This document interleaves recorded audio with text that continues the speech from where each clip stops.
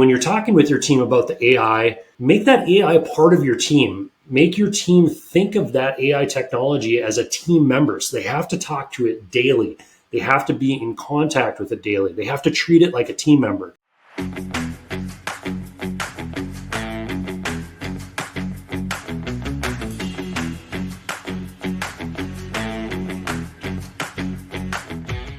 Welcome back to another episode of Keeping It Real Estate. I'm your host, Mike Roeder, and a couple of weeks ago, our team attended the AI in Real Estate Conference in New York City, and this is where a bunch of industry leaders shared key insights on how the biggest real estate owners, literally in the industry, are using AI to drive efficiency and boost their NOI throughout their portfolio. So in today's episode, we're going to explore some of the key takeaways that we had from the conference and how AI is really transforming the real estate space. So let's jump into it. 5 key takeaways from this AI conference.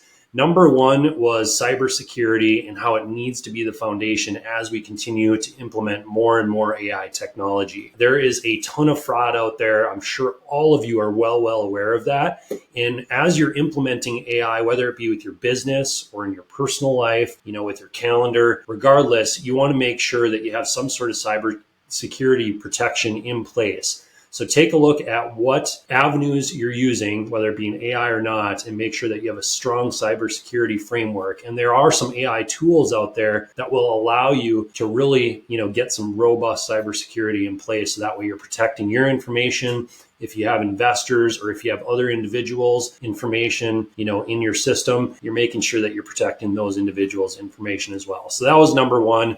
Number 2, leverage third-party software. So a lot of these experts, there was a bunch of panelists, and they were really talking about using other third-party software. So there's some companies out there, some real estate companies that are building their own AI technology. But this takes so much time. It takes so much effort. And there's already a ton of companies out there that are building these AI technologies, and they've already put millions and millions of dollars and tons of time, and they have the expertise. So for us, we're really choosing to focus on our core competencies. We're primarily a real estate company. We're going to focus on our niche, what we're really good at, and then we're going to utilize other experts for that AI technology. Number 3, solve problems with AI. So what you want to do when you're trying to solve a problem with AI is first you want to identify your problem. And there's tons of problems regardless of where you are in life, what type of business you're running. If you're in real estate, there's always going to be problems. So you want to clarify and define the issue that you're trying to address. So get very clear on that. And then search out the tool that is going to be able to solve that problem. And right now it's said that there should be about 7 AI technologies or systems or tools that are available for every problem that you're trying to solve. So there's a lot of technology out there. The next issue that you're going to have to run through is trying to vet out the proper company to utilize, the proper AI tool to utilize to solve that problem. And then stay updated.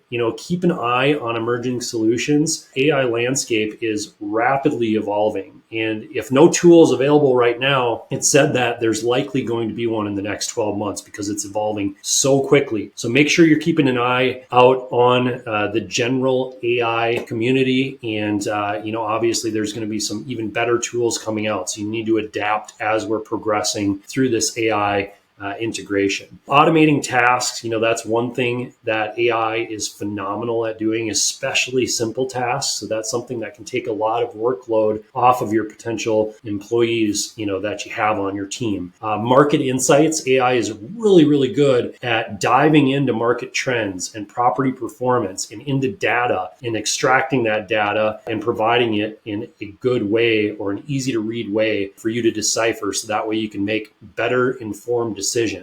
So those are a couple things that you can do, when you're trying to solve problems with AI.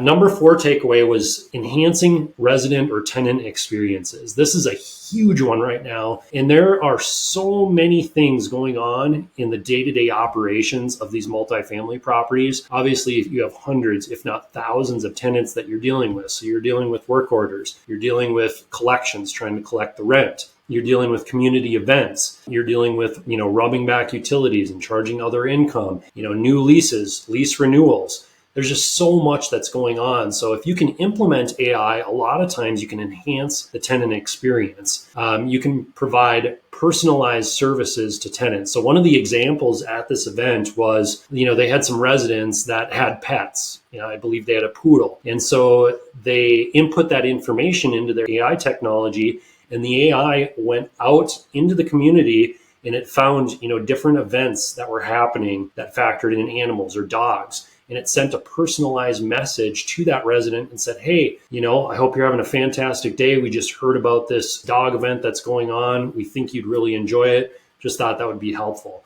And that's really going to enhance the experience, and it's going to enhance your renewal rates as well, because your residents are going to enjoy being at your property that much more. Improved response times. This is huge. Obviously, if a tenant or a resident reaches out and they need something and they don't get a response right away, maybe it's 12 hours later, or 24 hours later, because your leasing agent or your on-site manager is tied up, or maybe it's on the weekend and you don't have staffing on the weekend. The AI technologies out there, a lot of them allow you and your team to get back to that resident instantaneously. And there's a lot of questions and a lot of requests that can be taken care of right away, almost instantaneously. So that's super helpful as well. And then anticipating needs. So AI can anticipate tenant needs, and that leads to higher satisfaction and retention rates as well.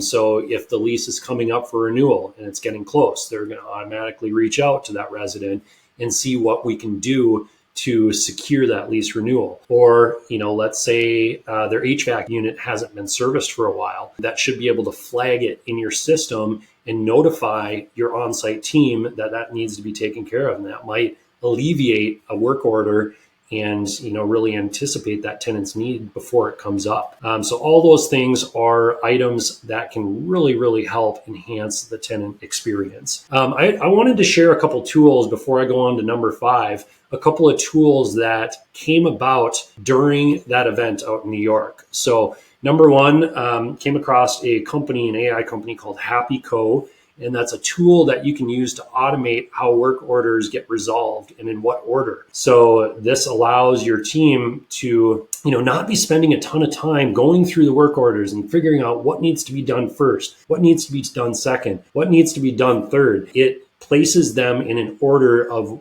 that really makes sense. And you're able to customize that and really, teach that AI tool how you like to utilize it. So that was a pretty cool option. Elise AI is essentially a virtual leasing agent. We've implemented that across most of our portfolio and have had a lot of success with it. It really allows the AI tool to get back to residents, to follow up, with collections, lease renewals, delinquency. It follows up with new traffic that's coming in the door. So that's a great tool to utilize. Placer.ai and Swarmalytics. Those are 2 AI companies that are really data driven. They jump into the data so they can provide really good information on, when properties are likely to be sold. Could be in the residential or it could be in the multifamily space, when loans are coming due, different market dynamics as far as, income levels, how likely, certain tenants are or certain areas are to actually pay their rent and be able to afford rent. So those were some pretty cool tools that we got to explore a little bit during that conference. Number 5 takeaway, don't set it and forget it. So this is super important. Training is everything. You have to teach your team about the AI and you have to stay consistent. Otherwise, they're going to start forgetting to use the technology and then it's really not worth much. So you can't just set it and forget it. You have to be continuously talking with your team. And when you're talking with your team about the AI, make that AI a part of your team. Make your team think of that AI technology as a team member. So they have to talk to it daily. They have to be in contact with it daily. They have to treat it like a team member. If you just leave a team member out there and you're not talking to them at all and you're ignoring them, well, their performance is going to slip. Same with AI technology. So that is very, very important as well. And so that's a little bit about the top 5 takeaways. Our current AI utilization at Granite Towers, like I said, we implemented a couple of AI technologies. December of 2023, so about 7 months ago, we implemented an AI solution across all of our Dallas assets. This is essentially a virtual leasing agent that we use, and it's really helped us build up our efficiency and our engagement, throughout our portfolio, which has really been great. So some key insights I just wanted to share with how it's been going. January 1st to April 30th of this year in 2024, the AI technology sent out 4,441 messages across our Dallas-Fort Worth portfolio. Tours booked by the AI technology, 249 tours. We signed 57 additional leases, and the total staff hours that we saved because of that AI technology was 212 hours. So if you take that 212 hours and you multiply that by $35 an hour, that's a pretty significant amount of savings in those, 4 or 5 months. So that's it for today's episode. If you have any questions on any of that, please reach out to us. Thank you for tuning in, Keeping It Real Estate again for another episode. And then remember, if you want to see our upcoming investment opportunities, as well as our weekly newsletters, which provide some really good data on what's going on in the industry, click the link in the description or visit granitetowersequitygroup.com/invest and join our email list, and we'll keep you updated on everything real estate. Appreciate you tuning in. Have a great rest of the week, and we'll talk to you next week on Tuesday for yet another episode of Keeping It Real Estate.